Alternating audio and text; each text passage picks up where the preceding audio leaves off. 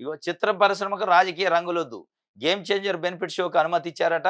Ticket ధర 600 తొలి రోజు 6 షోలు 23 వరకు 5 షోలకు అనుమతి.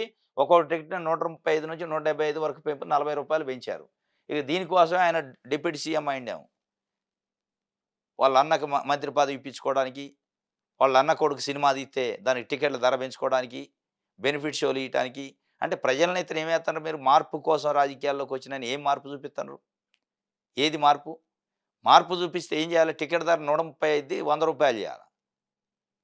135, 100 చేయాల. చేస్తే ఒక రూ. 35 ప్రజలకు మేలు జరిగితే అది మార్పు. మీ అభిమానుల పైనే జుట్టు పన్నేత్తన్నారు ఒక్కోడి పైన.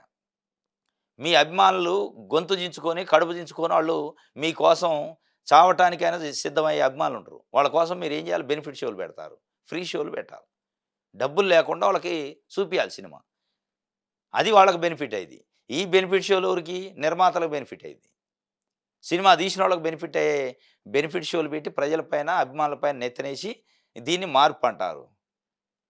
600 అట ఒక్కో టికెటు. బెనిఫిట్ షోకు అనుమతి ఇచ్చిండు. దానికోసం ఉప ముఖ్యమంత్రి గారు శ్రమ పడతాడు పాపం.